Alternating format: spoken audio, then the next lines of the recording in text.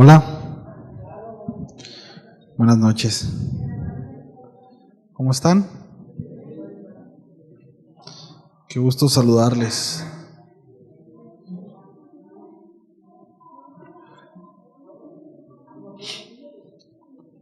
Bien.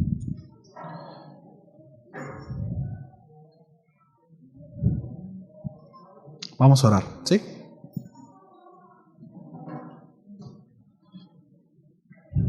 Señor, gracias por permitirnos estar en tu presencia, por permitirnos adorarte. Gracias, Señor, porque permites que podamos ser expuestos a tu palabra, a tu consejo. Tu palabra, Señor, aquella que puede transformar nuestra vida, la única que puede dar rumbo a nuestro camino, que da luz, Señor, en medio de las tinieblas. ¿Verdad? Muchas gracias. Ayúdanos, Señor, esta noche queremos seguir teniendo esta actitud de adoración al escuchar tu palabra y que nuestro corazón siga postrado, Señor, delante de ti, dispuesto, Señor, a ser corregido, a ser instruido, a ser exhortado, animado. Ayúdanos, Señor. Yo esta noche de manera muy particular te quiero pedir por los matrimonios, para que tú consolides, Señor, que tú hables a los corazones. En el nombre de Jesús. Amén. Amén. Bien. Hoy vamos a empezar con el versículo 1 del capítulo 7. Y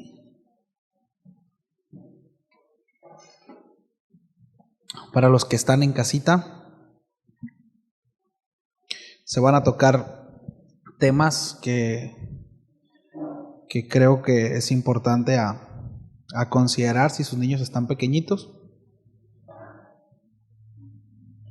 Vamos a ver lo que el apóstol Pablo está tratando, ¿sí? Y bueno, antes de entrar al pasaje directamente, quiero que volvamos a recordar, digo recordar porque es algo que ya hemos mencionado, acerca del contexto en el cual se encontraba Corintio, porque debo decir que muchos de los pasajes que nosotros vamos a toparnos en Corintio, que más adelante creo tengo anotado aquí, pero son textos que son difíciles de interpretar cuando no tenemos el contexto de todo el pasaje.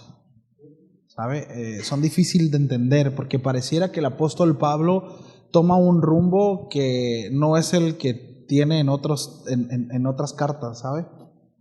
Pero ahorita vamos a tratar de entenderlo, ¿sí? Que el Señor nos ayude, que su Espíritu Santo nos guíe y por eso es importante mencionar algunas cosas antes de entrar al texto, ¿sí? Recordemos que Corinto se encontraba en una zona en donde la filosofía era muy aplaudida, ¿sí? Sobrevalorada en gran manera. Todos ellos, ¿verdad? O la mayoría, repito, en esa zona, ¿sí? Su corazón estaba sobre, la palabra se me fue, estaba inclinado hacia eso, vaya, ¿sí? Por lo tanto, cuando el Evangelio viene, muchos renunciaron a eso, pero había ciertas prácticas, ciertas influencias, inercias, ¿verdad? Maneras de pensar que aún seguían predominando en el corazón y eso los llevaban a hacer ciertas cosas que iban en contra de lo que la palabra de Dios establecía como tal, ¿sí? El gnosticismo concluía que la materia era mala en sí misma, ¿sí? Es decir, que el cuerpo, por ser materia, era algo malo, ¿sí? Y de esto se desarrollaban, había muchas escuelas de filosofía. El gnosticismo debemos entender que no es una sola filosofía o una sola religión, sino había muchas escuelas de esto, pero había dos corrientes, ¿sí? Dos tipos de corrientes filosóficas más fuertes. Ahora, cuando uno se mete a internet a buscar acerca del concepto del gnosticismo, a mí me llamó la atención, ¿sí? algo que me arrojó ahí, ¿no? En internet, pero dice, la mayoría de las sectas gnósticas profesaban el cristianismo. Es decir, estaban muy diluidas, estaban muy acopladas con el cristianismo. Ojo con esto, pero sus creencias eran diferentes a la mayoría de los primeros cristianos. ¿Sí? Entonces, es importante entender esto, y ahorita lo vamos a ver, porque aún esto estaba muy empapado aún dentro de los matrimonios, dentro de las relaciones entre parejas. ¿Sí? Había dos corrientes más fuertes. ¿Sí? Repito, había muchas, pero dos, y la hemos escuchado, ¿sí? Que eran los estoicos, ¿sí? Y los epicúreos. Lo hemos escuchado ya, ¿cierto? Bien, Epicurio decía que el placer, entre muchas cosas, pero que el placer era la llave a la felicidad de la vida, ¿no? Es decir, dale tu cuerpo alegría Macarena, ¿no? O sea, el placer era la llave a la felicidad de la vida. Es decir, para que tú seas feliz, tú tienes que buscar constantemente el placer, darle placer a tu cuerpo. Ahora, ¿dónde encaja la cuestión eterna y trascendente? Pues precisamente en la elevación del pensamiento y en la conexión mística con el ser superior. Pero como el cuerpo, repito, era algo totalmente intrascendente, era algo que no tenía mayor relevancia, entonces lo único para lo que servía el cuerpo era para darle placer. ¿Sí? Entonces, es importante que vayamos dándole, ¿verdad? Que vayamos pensando cómo esto podía afectar las relaciones en el matrimonio. Llevar esa forma de pensar dentro de la relación del matrimonio, crecer con esa ideología, crecer con esa forma de pensamiento, por supuesto que estaba afectando. ¿Sí? Y por otro lado, los estoicos decían lo siguiente: la virtud es el único bien. Sí. Para los seres humanos, dice, y todas las cosas externas, como la salud, la riqueza y el placer, dicen, no son necesariamente buenas. De hecho, ellos se alejaban de eso. Sí. Porque ellos decían, para yo poder, sí, ser una persona plena, no puedo disfrutarlo. Porque en el momento en que lo disfruto, es malo. Hay un dicho por ahí que dice, es tan bueno que hasta pecado parece. ¿Lo has escuchado? Bueno, si nosotros rascamos un poquito, estas dos filosofías están bien metidas dentro de nuestra sociedad, aún dentro del pensamiento en el cual hoy en día de repente anda caminando, ¿verdad? Por nuestra mente. No. De repente está este lado de decir, no, si está bien darle, ¿verdad? Pues hay que darle placer, es parte de, ¿sí? Porque lo importante es el alma, el espíritu, y por otro lado el hecho de no, es que si es bueno, si se siente bien es malo. Si se siente bien, está mal. Por supuesto que las dos filosofías, pues están mal, ¿verdad? No es lo que enseña la Escritura. Entonces, llegar a pensar, mis amados, que el placer era algo inmundo, era común en aquel entonces, ¿sí? Así como llegar a pensar que el dolor y la abstinencia era algo santo. ¿Sí? Entonces no tengo relaciones, entonces soy más puro, y en el momento en que tengo relaciones ya me siento sucio, ya no me siento bien. Sí, es importante que vayamos amarrando cosas, ¿no? Entonces, Pablo empieza aquí, repito, en el capítulo 7, a contestar algunas preguntas que se le habían hecho, ¿verdad? Que le habían hecho llegar mientras él estaba en Éfeso, ¿sí? Al principio de la carta nosotros hablamos de que al parecer hay una carta por ahí que el apóstol Pablo había mandado a los corintios que no la tenemos. Y hay otra carta que nosotros podemos entender aquí en el capítulo 7 que al apóstol Pablo le mandaron que tampoco la tenemos. ¿Sí? Entonces nosotros vamos a intentar descubrir qué es lo que preguntaron a Pablo en base a la respuesta que el apóstol Pablo dio. ¿Sí? A ver qué era lo que le estaban preguntando. Es como esas respuestas, ¿no? De el signo de interrogación más 2 igual a 4. ¿Cuál es la pregunta? ¿Tiene su nombre eso, profesora? Ok. Sí, entonces más o menos es lo que vamos a hacer, ¿no? en base a la respuesta, ¿sí? Vamos a tratar de entender cuál era la pregunta, ¿sí? O tratar de poder capturar la pregunta. Porque el apóstol Pablo sigue hablando acerca de la sexualidad ahora. La semana pasada hablamos acerca de la inmoralidad sexual, ¿recuerdan? Pero ahora dentro y fuera del matrimonio, ¿sí? Más bien, antes del matrimonio y durante el matrimonio. Sí. Entonces, por eso es importante, repito, que podamos entender cuál era la filosofía y qué era lo que estaba pasando alrededor de los corintios, ¿sí? Porque lo que el apóstol Pablo está haciendo, repito, aquí en el verso 7, a partir del capítulo 7, es responder a preguntas que le llegaron al apóstol Pablo en cuanto a esto, ¿sí? En cuanto a las relaciones sexuales, ¿sí? Entonces, como mencionaba hace un momento, ¿no? Este capítulo 7 es un capítulo algo rebuscado de entender si no tenemos todo el contexto de lo que Pablo está tratando y de lo que la iglesia local en Corintio estaba viviendo. Porque pareciera a primera instancia que el apóstol Pablo promueve la soltería y que muestra así que el matrimonio es un estorbo para servir a Dios. Si nosotros leemos así de pasadita el capítulo 7, podemos llegar a decir, caray, el apóstol Pablo está diciendo que no te cases, ¿sí? Que no te cases, mira, porque si te casas, ya el matrimonio ya es un estorbo, ya no puedes servir al Señor bien. ¿Será realmente lo que el apóstol Pablo piensa o es la teología, la doctrina que el apóstol Pablo está enseñando o quiere enseñar? ¿Usted qué cree? No es así. No es así. Por supuesto que no. Entonces, entrando al verso 1 del capítulo 7, dice, en cuanto a las cosas que me escribiste, es decir, a las cosas que me llegaron, ¿verdad? Aquellas preguntas. Y luego dice, bueno le sería al hombre no tocar mujer. Ya desde aquí ya empezamos en un camino pedregoso, ¿no? Complicado. La palabra aquí tocar, por supuesto, está usando el sentido de tener relaciones sexuales. Ahora, recordemos que el apóstol Pablo viene de tratar un asunto en donde un hijastro se estaba metiendo con su madrastra. Entendamos que en el contexto en el que el apóstol Pablo está escribiendo, los corintios llegaban a practicar adoración metiéndose con prostitutas.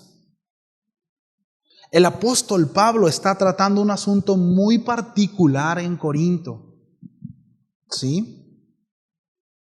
Incluso debo decir que lo que está tratando aquí, muchas de las cosas no van a aplicar para nuestro matrimonio.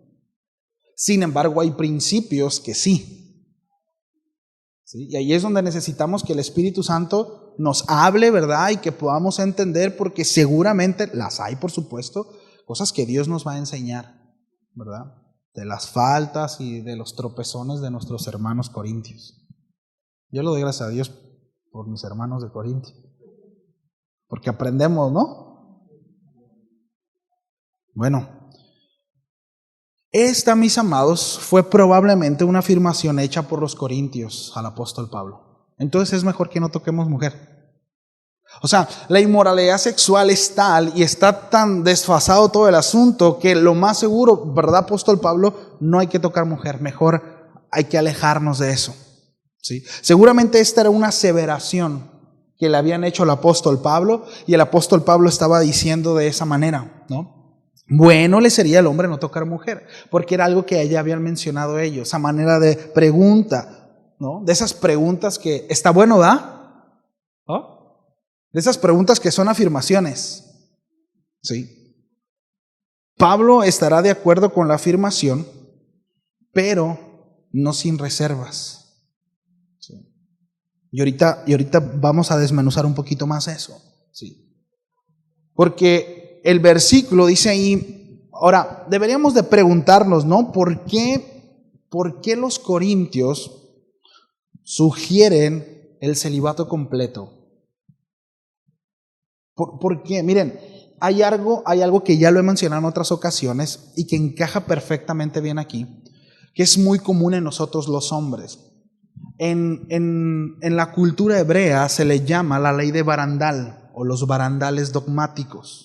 Lo hemos explicado en otras ocasiones. ¿Qué pasaba o qué fue lo que pasó, ¿no? En su momento con Israel, por ejemplo, con los judíos o el judaísmo en particular? Que la ley decía, ¿sí?, que no deberían de asimilarse con los gentiles. Entonces ellos dijeron, no debemos de asimilarnos, lo que vamos a hacer entonces es que ni siquiera nos vamos a sentar a comer con ellos. Sí. Porque no nos queremos contaminar. No nos vamos a asimilar. Entonces, cuando viene el Mesías y se sienta con pecadores, ellos le dijeron, es que tú estás transgrediendo la ley. Y Jesús les dijo, no, estoy transgrediendo la ley, ¿verdad? Pero la que es su ley de tradiciones, no la ley mosaica. Porque había escritos que decían, no puedes ni siquiera sentarte a comer con los gentiles. Cuando los fariseos acusaron a Jesús de transgredir la ley, fue precisamente sus tradiciones, la ley oral, no aquella que estaba implementada en la ley mosaica. Por eso es que Jesús, con tanta autoridad, dijo, yo no he venido a abolir la ley, sino he venido a cumplirla. Entonces, ¿qué fue? Tal vez con una buena intención dijeron, no nos queremos contaminar, y hemos visto todo el contexto y la historia que nuestros padres se asimilaron, en cada pueblito que llegaban se asimilaban. Entonces, como sacerdotes, como responsables espirituales del pueblo, vamos a decir, ni siquiera volteen a ver a los gentiles, para así poder cumplir la ley que Dios demanda. ¿Me explico? Voy a poner un ejemplo, ¿sí? De repente llega, ¿no?, una mamá con un jovencito y dice, pastor, es que tiene problemas con pornografía, ¿sí? Entonces, vamos a decirle al muchachito, ¿sabe qué? Prohibido meterse con dispositivos móviles al baño. Es una buena práctica, se puede empezar por ahí, entre muchas otras cosas. Pero se empieza por ahí, cuestiones prácticas. No te metas con la tentación al baño, ¿sí? Deja tu celular afuera. Bueno, de repente, para poder librar a todos los jovencitos de la congregación, se levanta un censo, ¿verdad? Bueno, no un censo, se levanta una ley. Y es como que todos los jovencitos de la congregación tienen prohibido que se metan con su celular al baño. Y de repente eso se hace un dogma. ¿Sí me explico? Bueno, eso es lo que sucedía. Es decir, la inmoralidad sexual es tal que yo creo necesario que ni siquiera toquemos a las mujeres. Ahora, ¿por qué ellos podían concluir de una manera tan fácil en esto? Ahí va. Y esto es terrible, ¿eh? Pero en el contexto cultural donde ellos estaban, las mujeres, para muchos de ellos solamente significaba, ¿sí?, el conducto, ¿verdad?, o la herramienta para poder procrear. Porque el placer lo tenían ya sea con un amante o con un prostituto. Sí. Y la esposa estaba para procrear. Entonces decían, ok, para no meternos en broncas, pues sí puedo concluir en eso. Sí. Terrible, ¿no? Entonces, ellos pensaban que si la inmoralidad sexual, repito, era un peligro tan grande, entonces uno mismo podría ser más puro mediante abstenerse por completo de la relación sexual. Y no es así. Sí, no es así. Ellos creían que aún en el matrimonio podía ser así. Entonces la idea del matrimonio era un estado santo, ¿verdad? Para algunos, ¿sí? Pero otros consideraban que el celibato era un estado aún más alto de santidad. Y por supuesto esto llevó al apóstol Pablo a tener que tratar de una manera muy severa esto. ¿Sí? Miren lo que dice el verso 2. A causa de las fornicaciones, dice, cada uno tenga su propia mujer y cada uno tenga su propio marido. ¿Sí? Pablo no está diciendo que las relaciones sexuales es la única razón para el matrimonio. De nuevo, entendamos cuál es el contexto que el apóstol Pablo está tratando. ¿Sí? No está diciendo que las relaciones sexuales es la única razón por la cual se debe de casar. De repente, es que ya me anda, entonces para no quemarme, como dice el apóstol Pablo, me caso. a ver quién se apunta. No, sería una conclusión terrible. Por supuesto que no. Sí. El matrimonio tiene muchas otras implicaciones, conlleva muchas otras responsabilidades, pero repito, el apóstol Pablo está tratando algo aquí muy particular. Pablo simplemente está respondiendo las preguntas específicas acerca del matrimonio. Ahora, como nosotros tenemos las preguntas, ¿sí? Y como está redactado en Valera 60, y no quiero decir que está mal, pero entendamos que es en otro lenguaje. Entendamos que se escribió, ¿verdad?, en otro idioma, ¿sí? Y el momento de la traducción es algo complejo. Pero lo que el apóstol Pablo está tratando de hacer es precisamente tratar una cuestión ideológica de ese momento. Sí.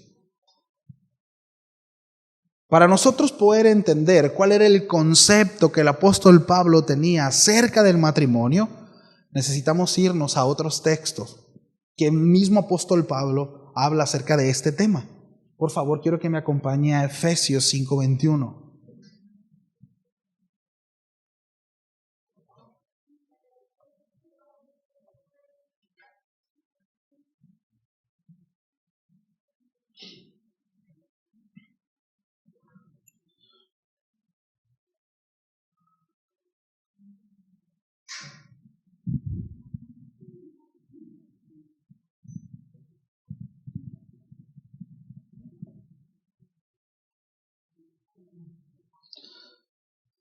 Dice ahí: someteos unos a otros en el temor de Dios.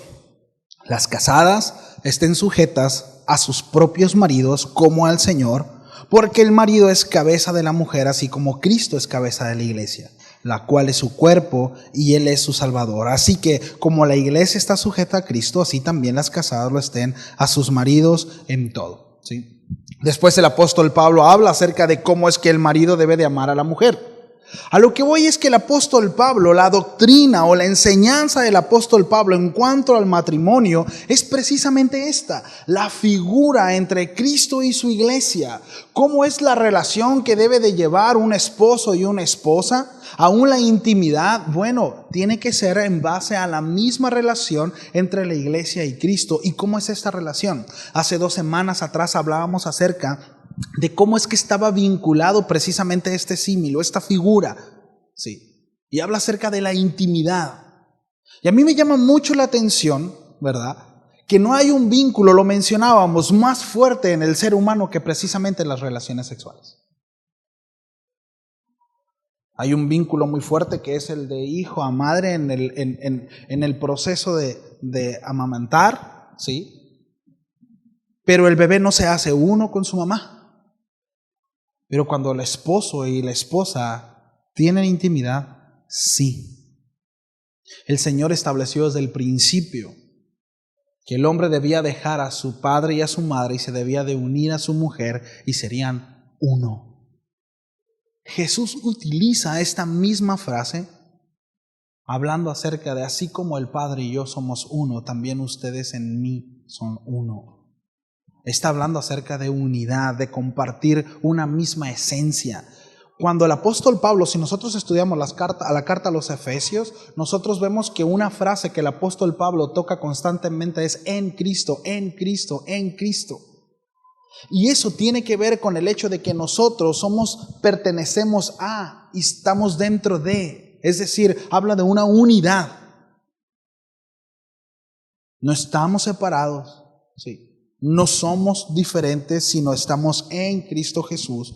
Y esto habla, repito, de que compartimos esa misma naturaleza, ¿sí? Y es la razón por la cual nosotros, mis amados, podemos acercarnos al Padre y podemos adorarle, porque estamos en Cristo Jesús. Fuera de Cristo, si no fuéramos uno con Él, no pudiéramos adorarle. Haríamos como que adoramos. A esas precisamente son las obras de las cuales el profeta Isaías habla, ¿verdad?, que son solamente trapos de inmundicia. Sí. Es decir, aquello que puede ser, aquello que se origina en nosotros, pero que está totalmente ajeno a la naturaleza de Dios. La naturaleza a la cual nosotros compartimos como creyente no es algo que nosotros nos hemos ganado. Nosotros no llegamos al Padre con nuestras buenas obras. Nosotros no llegamos al Padre y le decimos, mira Señor, qué obediente he sido. ¿Me explico? Obedecemos por la obra de Dios en nosotros, porque es nuestro deber. Pero nuestra adoración es aceptada porque precisamente venimos en el nombre de Cristo, por sus méritos, porque Él se condujo de manera santa. Esa es la implicación de ser uno con Él. Esa es la implicación de permanencia. Esa es la implicación de comunión. Sí. Ahora, trasladándolo al matrimonio, somos uno con nuestra esposa y con nuestro esposo. Somos uno. Ahora, aquí hay un principio muy importante, ¿no? El apóstol Pablo habla acerca de que cada uno tenga solo una mujer o un esposo, ¿verdad? Y aquí establece algo. El hombre tenga esposa y la mujer tenga esposo, ¿sí? Está hablando de una relación heterosexual. Importante mencionar en estos tiempos. Sí. La palabra de Dios establece eso desde el principio. Se unirá el hombre a su mujer y serán uno. Sí. Hombre y mujer. Sí. Y serán uno. El apóstol Pablo a los Colosenses en el capítulo 3 también habla acerca del matrimonio y da ciertos mandatos, ¿no? Dice, casadas estad sujetas a vuestros maridos como conviene en el Señor. Maridos, amad a vuestras mujeres y no seáis ásperos con ellas. Vemos, repito, cuál es la teología, ¿verdad? La doctrina, el pensamiento del apóstol Pablo hacia el matrimonio.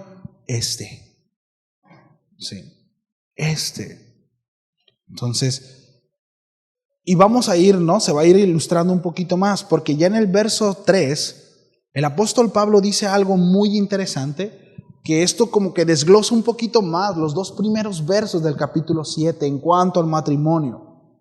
Porque dice lo siguiente, el marido cumpla con la mujer el deber conyugal. Cumpla con la mujer y asimismo la mujer con el marido.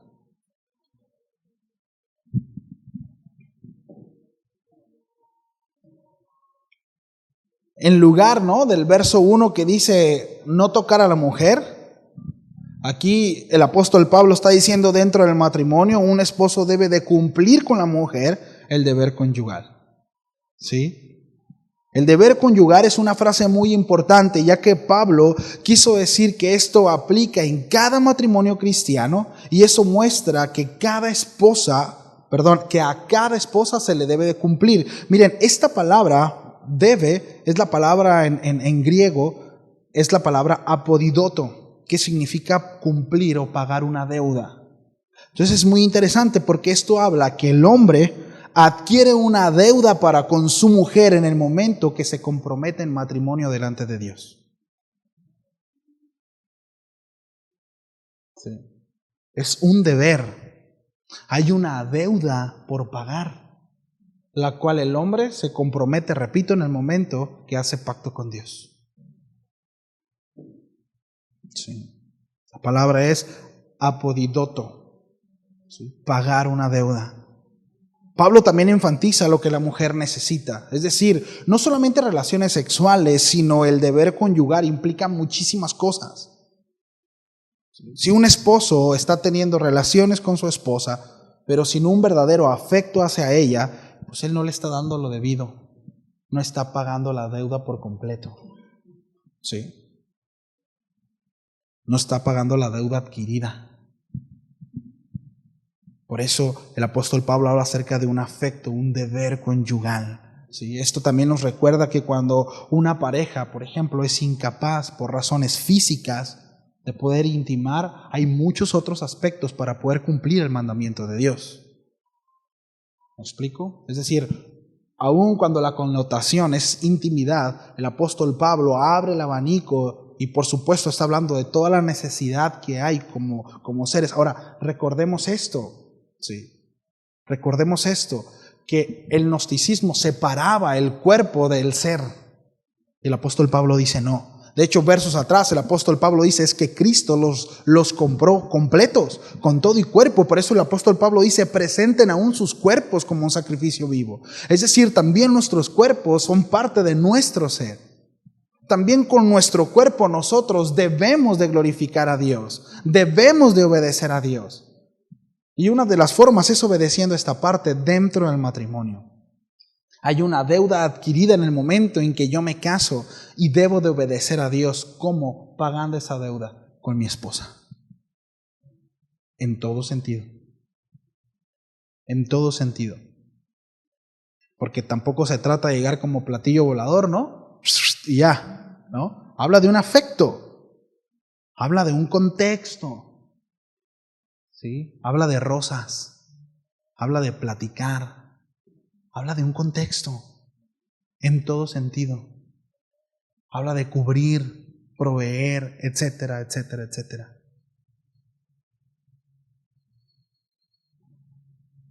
Ahora, dentro de la misma idea, asimismo la mujer con el marido. Es decir, la esposa, ¿sí?, no debe retener el afecto conyugal a su esposo. No debe. ¿Sí? Entonces, me duele la cabeza y todas esas, no aplica. Pablo, mis amados, establece fuertemente la idea que hay una responsabilidad sexual mutua. Y miren, y a veces son temas que son incómodos, pero ¿saben por qué? Es porque está muy distorsionado. Está distorsionado este asunto. Es muy complicado tocar estos temas, tanto para mí como para ustedes. Pero ahí están. Porque podíamos, no, pues vamos a brincarnos al verso 8. Pero ahí están. Y son importantes. Y miren, son necesarios. Dentro del matrimonio son necesarios. Son temas que difícilmente los matrimonios van y dicen, no, está pasando esto, está pasando esta situación. Es muy complicado, pero ahí están y se deben de tratar. Sí. Y se deben de tratar. El hecho de hablar acerca de que Dios tiene como la relación sexual como parte de la recreación, muchas veces es hasta incómodo, decir, no, ¿cómo Dios? Sí, precisamente porque tenemos ese tipo de ideología. Es que si gusta es pecado.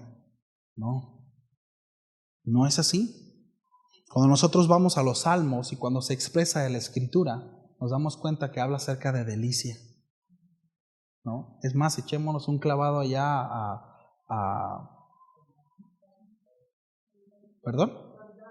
Cantares y veamos, ¿no? Que es muy explícito, es muy explícito. Y habla acerca de deleite, esto habla acerca de la relación de Dios con su pueblo. Está totalmente ligado a eso, pero es muy incómodo. Repito, la razón es porque estamos contaminados. Está muy distorsionado este tema, está muy manoteado. Sí. Entonces hay que tomarlo con el debido respeto y la madurez que se debe de tomar, ¿verdad?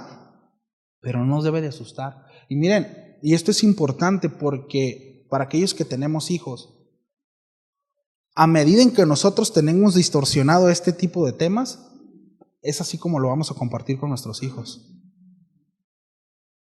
Si nosotros no tenemos la libertad de poder enseñarles a nuestros hijos que el sexo es algo bueno, creado por Dios, santo, y que aún Dios se glorifica en ellos, según el autor de Hebreos, ¿sí?, nuestros hijos no van a crecer pensando eso, sino van a crecer pensando que es algo malo, sucio y que se tiene que hacer oculto, como la mayoría de nosotros crecimos pensando, y que muchas veces seguimos pensando así. Pensar, mis amados, que algo que Dios dice que es bueno es malo, es pecado, y nos tenemos que arrepentir de eso.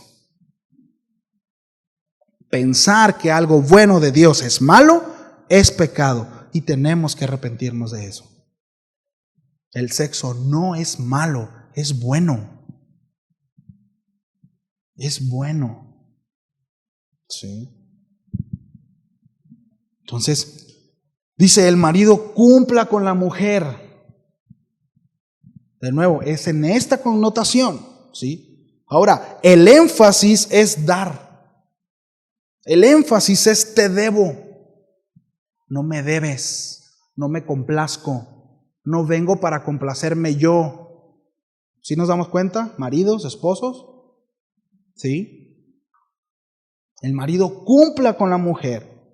Repito, el énfasis es dar, es te debo en lugar de me debes. El corazón de Dios, mis amados, ¿sí? En el corazón de Dios el sexo está a un nivel mucho más alto que solo ser el privilegio del esposo, ¿verdad? Y complacernos. No, siempre el Señor nos llevará a dar, aún en la intimidad. Siempre nos llevará a nosotros procurar dar, bendecir a nuestra pareja, antes que cualquier otra cosa. Bendecir. Entonces el esposo, ¿verdad? Tiene el privilegio, ¿sí? Y el deber, déjeme decirlo así, aún la obligación de complacer a la esposa, antes de ver por sí mismo. Y sé que es un tema complicado, pero es un tema que existe y es tan real en los matrimonios. Pasa. Sí. Y miren cómo el apóstol Pablo lo sigue rematando en el verso 4. La mujer no tiene potestad sobre su propio cuerpo, sino el marido. Sí. Ni tampoco tiene el marido potestad sobre su propio cuerpo, sino la mujer. Sí. En efecto, repito, estas obligaciones son muy concretas, son muy directas, ¿verdad? Podemos decir que el cuerpo de la esposa ni siquiera le pertenece a ella misma en este sentido, ¿no? Sino a su esposo, y de igual manera al esposo, ¿no? Para con la esposa. Sí. Ahora sí que el asunto aquí es dejarse querer, ¿no? Soy tuyo, ¿sí? Soy tuya, sin reservas, sin estorbos, sin tapujos, sin nada que pueda estorbar en nuestra mente, en nuestro corazón. Y debo decirlo, mis amados, que para poder alcanzar esa plenitud aún dentro del matrimonio, necesitamos estar bien conectados con el Señor, ¿sabe? Porque todo esto, repito, está ligado a la santidad. Todo esto está ligado, mis amados, a estar apartados para Él, en vivir piadosamente. Recordemos que el apóstol Pablo está hablando de algo totalmente antagónico, ¿sí? A una perversión sexual. Algo que está distorsionado. El apóstol Pablo está hablando acerca de una relación correcta, de intimidad entre esposos. Es decir, está hablando de algo totalmente alejado de lo que estaban practicando los corintios, el cual el apóstol Pablo reprobaba, por supuesto, a la luz de las Escrituras. Esto es como se debe de vivir. No se nieguen. Busquen complacerse. Hay un deber adquirido, hay una deuda adquirida. Cumplan esa deuda para con Dios. Sí. No se trata de buscar el placer, ¿verdad?, personal, sino buscar bendecir a la pareja en todo sentido. Sí. En todo sentido. Entonces, esto, mis amados, y lo debo de decir también, no justifica al esposo que abusa o maltrata. No te hablé toda la semana, anduve de cocodrilo, te trato con la punta del pie, pero la Biblia dice que no te puedes negar. No está hablando de eso. Repito, por eso hay un contexto de deber, hay un contexto de una deuda adquirida, hay un contexto, ¿verdad?, aún en la intimidad, que no es nomás llegar así y ya me voy, ¿no? No se trata de eso. Y perdonen que de repente use esas expresiones, pero es real. Sucede. Y son cosas que se tienen que tratar en muchos de los matrimonios. Son cosas que tienen que cambiar en muchos de los hombres principalmente. En ese sentido. De la falta de calidez, de la falta de contexto en la intimidad. Es importante, es muy importante. El punto que el apóstol Pablo está, repito, enfatizando es la obligación de servir a nuestra pareja. Servir a nuestra esposa, servir a nuestro esposo, ¿sí? Puesto que nuestros cuerpos pues no nos pertenecen. ¿Sí? Y esto a mí se me hace muy padre, cómo es que el apóstol Pablo, versos antes, está hablando precisamente, ¿no?, acerca de que el Señor nos redimió por completo, ¿sí?, que aún nuestros cuerpos deben ser presentados a Dios. Escúcheme, pero Dios entrega nuestros cuerpos a nuestra pareja. Es Dios mismo quien dice: esto es tuyo. ¿Sí me explico? Es Dios quien dice: tu cuerpo le pertenece a ella y tu cuerpo le pertenece a Él. Qué bonito, ¿no? Vemos a Dios, ¿verdad?, que es parte de la relación todo el tiempo. Dios tiene que ver en el matrimonio todo el tiempo. No podemos sacar a Dios de la ecuación, porque todo tiene que ver con Él. Siempre. Siempre. ¿No?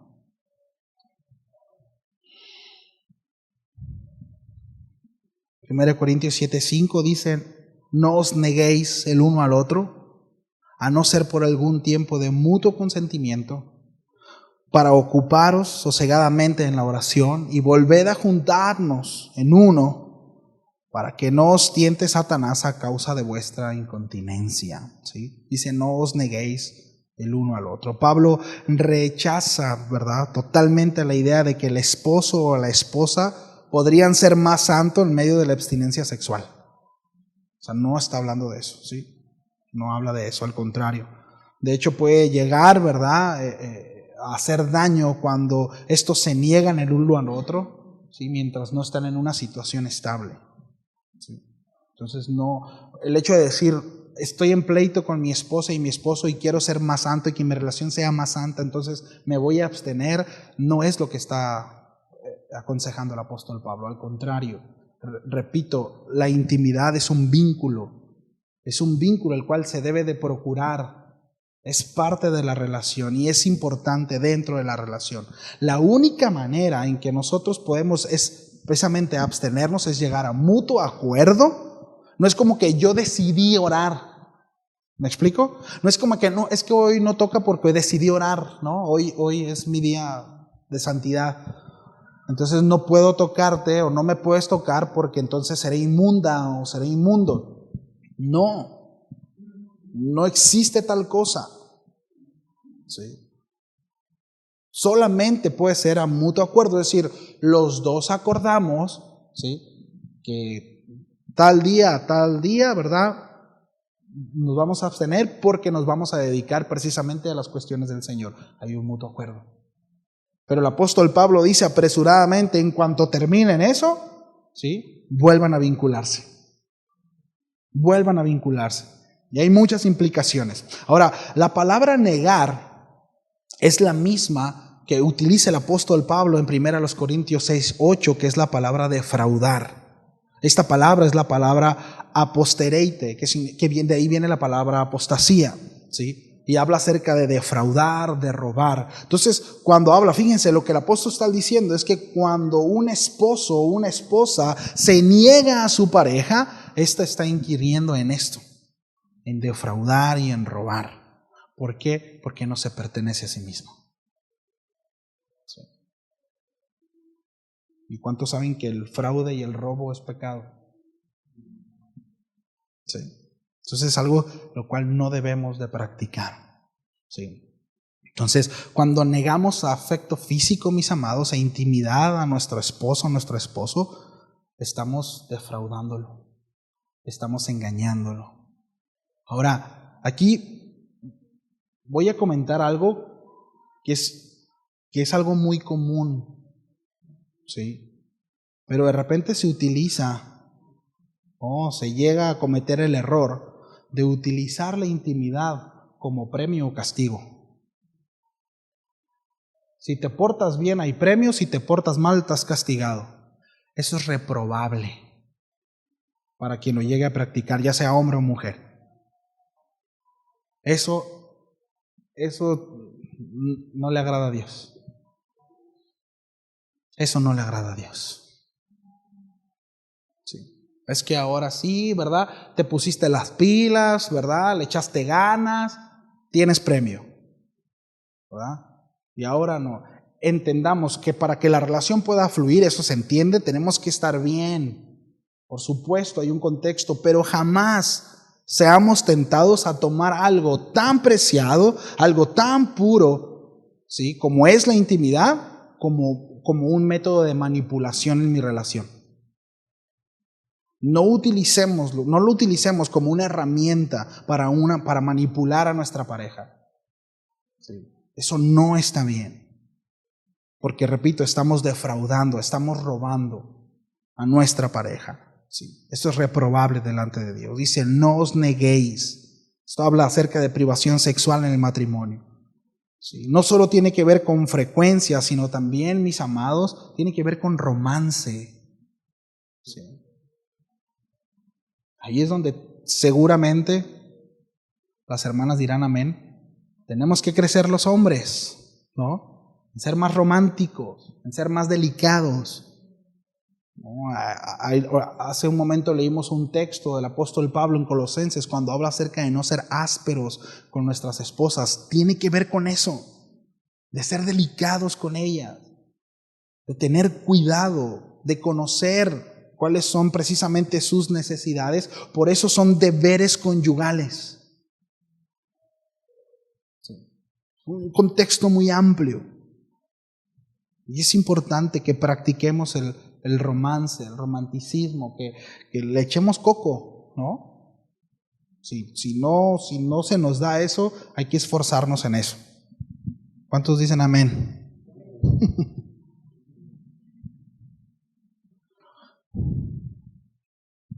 Por eso el apóstol Pablo, ¿no?, le dice a los varones que cumplan con su mujer, con su deber conyugal. ¿Sí? Cualquier privación ocasional, ¿sí?, que se priva a buscar el uno el otro, ¿sí?, puede orillar de alguna manera, ¿no?, a que venga tentación para consumo. Ahora, esto es importante y lo quiero, jamás, mis amados, esta situación será justificación para caer en adulterio. Porque de repente es que no cumple, entonces fui a buscar en otro lado lo que no tenía en casa. ¿Se entiende lo que estoy diciendo, cierto? Bueno, jamás será justificación. Ahorita vamos a ver, pero cuando habla acerca para que no sean tentados, ¿sí?, también el apóstol Pablo mismo habla acerca de que toda tentación que el Señor nos permite que venga de parte de Satanás, ¿sí?, nos da la fuerza necesaria y la sabiduría para poder salir. No hay nada que no podamos soportar que provenga, ¿sí? Y si somos hijos de Dios, por lo tanto, no importa cuánto tiempo de abstinencia tenga, ¿sí?, y seguramente será por cabezón, porque no llevo bien mi matrimonio y no obedezco a Dios, consecuencia precisamente de la desobediencia del Señor. Sí, no importa cuánto tiempo, aún ahí, si nosotros queremos ser fiel a nuestra esposa, el Señor nos dará la fuerza necesaria para poder mantenernos firmes. No hay jamás, no hay ningún pecado que nosotros podamos llegar con Dios y decirle, Señor, es que la circunstancia me llevó a eso. El Señor va a tocar una trompetilla y va a decir, no aplica. Ningún pecado. Ninguno. Es que usted no sabe lo que me pasó. Seguramente no lo sé, pero Dios sí lo sabe. Y por eso el Señor proveyó el medio para que sus pecados sean justificados, para que seas redimido, para que seas una nueva criatura. Y nos da todo lo necesario para que nosotros podamos cumplir sus mandamientos. Todo lo necesario. Para que podamos vivir de manera piadosa. De ahí en fuera, mis amados, si no hacemos las cosas como debemos de hacerlas, repito, no hay justificación alguna. ¿Sí? Y estoy hablando, por supuesto, de pecados deliberados. Estoy hablando acerca de pecados en donde está premeditado, en donde está en mi cabeza, se está fraguando y no lo alejo, sino que lo llevo a cabo y permito que este crezca y crezca y crezca al punto en que se reviente en mi cara, ¿verdad? Y ya no puedo hacerme para atrás. Entonces, es muy importante esto. Dice, volver después de ese tiempo ¿verdad? De ese consentimiento mutuo de separación. ¿Me ayudas con el piano, Víctor? Dice, volver a juntaros en uno. Y el apóstol Pablo enfatiza de nuevo esto. Se van a volver a juntar en uno. Uno de los mayores problemas que se llega a ver en el matrimonio es que se nos olvida, mis amados, que somos uno. Y de repente caminamos y peregrinamos precisamente como si fuéramos dos equipos que se tienen que poner de acuerdo. La idea que el Señor tiene en un matrimonio es que no son equipos, no son dos equipos, perdón. No es como que el equipo rojo y el equipo azul haciendo alianza. No, los dos son del mismo equipo. ¿Me explico? Y pareciera, ¿verdad?, que si se ponen de acuerdo dos equipos pudieran funcionar, pero el asunto es que esa no es la idea. Somos uno. Somos uno. No es fusionar lo que tú y lo que yo quiero para poder llegar a alcanzar lo que queremos. No. Aun cuando se oye bonito. No es así. Somos uno en el Señor. Y no hacemos lo que tú y lo que yo quiero, sino hacemos lo que Dios quiere. No estamos en el matrimonio para que tú vengas a fortalecerme a mí para yo cumplir mi propósito. Y más adelante vamos a hablar de esa ayuda idónea, ¿no? No es así. No es como que ella, ¿verdad?, fue creada para que llegara a la vida de él y entonces se hubiera plenitud y él pudiera alcanzar el propósito de Dios. No es así. La palabra de Dios habla y en Colosenses que somos plenos en Cristo. En Él estamos completos. Es decir, ni usted, ¿verdad?, necesita de su esposo para estar completo, ni su esposo necesita de usted para estar completo. Estamos completos en Él. En Él estamos completos. Entonces, de repente, cuando tenemos esa idea, y fíjese las implicaciones que hay cuando somos dos equipos, le pongo la responsabilidad a ella que me tiene que hacer feliz a mí cuando ella no puede, aunque se esfuerce mucho. Para ella es imposible. ¿Por qué? Porque ella no tiene esa capacidad. El único que puede dar plenitud a mi corazón es el Señor, es Cristo, no mi pareja. Por lo tanto, de repente el hecho de decir es que me quiero divorciar porque no me haces feliz, no es por él o por ella, es porque no está Cristo en tu corazón. Porque si ambos, que es la idea del Señor, viviéramos en obediencia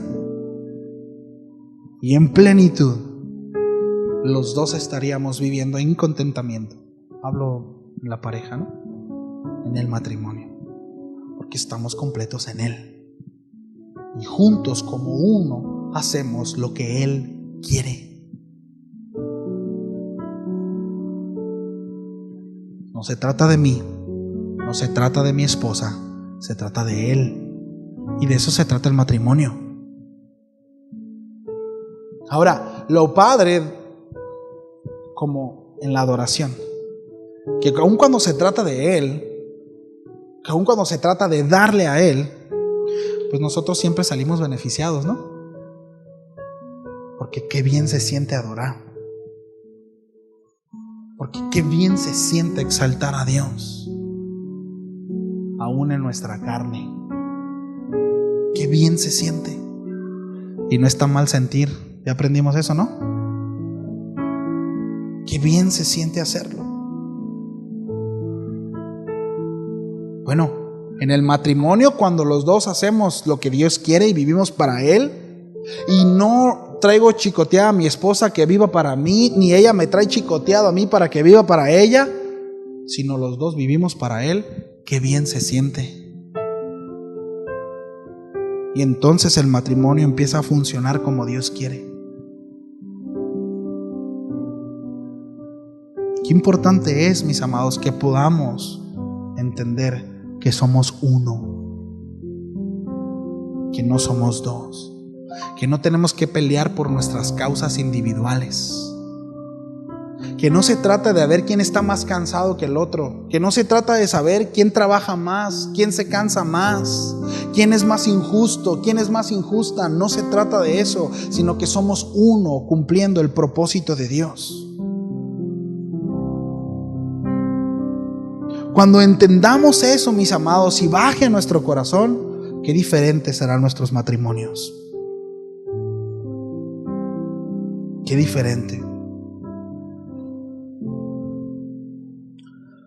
El apóstol Pablo, la frase que usa aquí para que no os tiente Satanás, la palabra que utiliza en español es la palabra examinar e intentar poner a prueba.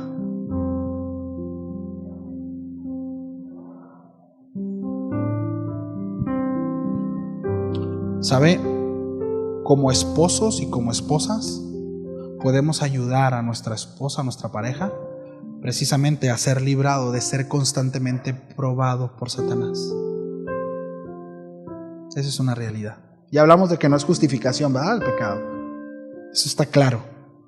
Pero sí podemos apoyar, sí podemos ayudar a nuestra pareja. Por supuesto que sí. El tiempo hemos platicado con algunos matrimonios y de repente muchas esposas vienen decepcionadas porque dicen: es que yo no sabía que mi esposo podía ser tentado con otra mujer, porque es cristiano. Bueno, debo decir que sí pasa, puede pasar.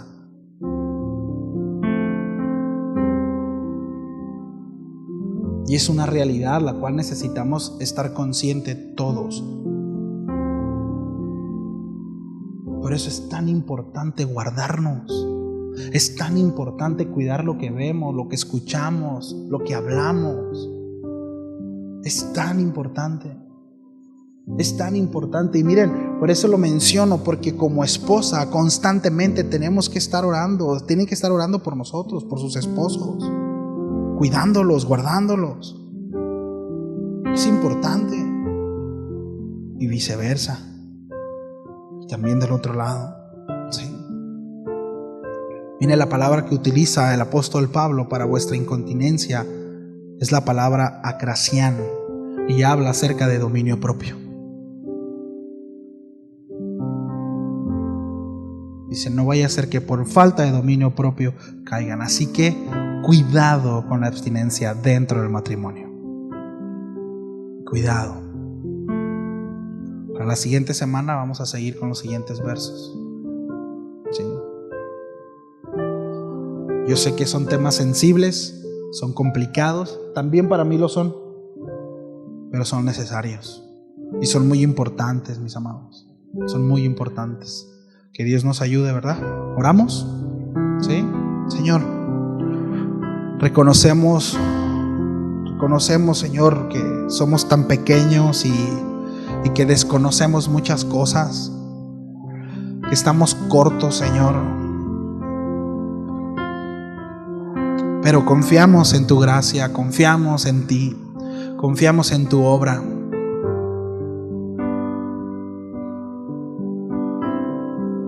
Tú nos das lo que necesitamos, Señor.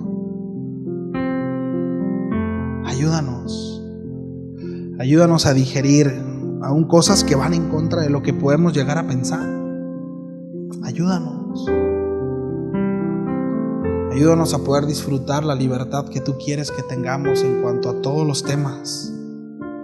Por supuesto, hablar de la intimidad en el matrimonio. Ayúdanos, Señor. Sobre todo cuando hay cosas que se tienen que corregir. Sobre todo cuando hay cosas, Señor, que no están funcionando de manera correcta, según como tú lo estableces. Ayúdanos, Señor. Ayuda a cada uno de los matrimonios a poder, Señor, disfrutar de una plenitud en su intimidad, y que aún ellos puedan invitarte, Señor, a ser parte de eso. Que puedan estar conscientes que es algo limpio, sano, puro, que es algo de buen nombre. Ayúdanos, Dios. Gracias por tu palabra. Gracias por tu consejo. En el nombre de Jesús. Amén. Amén. Muy bien, familia. Pues que Dios me los bendiga. Si Dios quiere, nos vemos el sábado en la mañana, ¿sí? Con el favor de Dios. Y el domingo a las 10 de la mañana. Los papás que tienen pequeñitos que van a participar en la celebración, recordarles por favor de llegar puntuales, 10 minutitos si es posible antes de las 10, ¿sí? Y sus niños van a pasar directamente al salón, ¿sí? Bueno, que Dios me los bendiga. Buenas noches.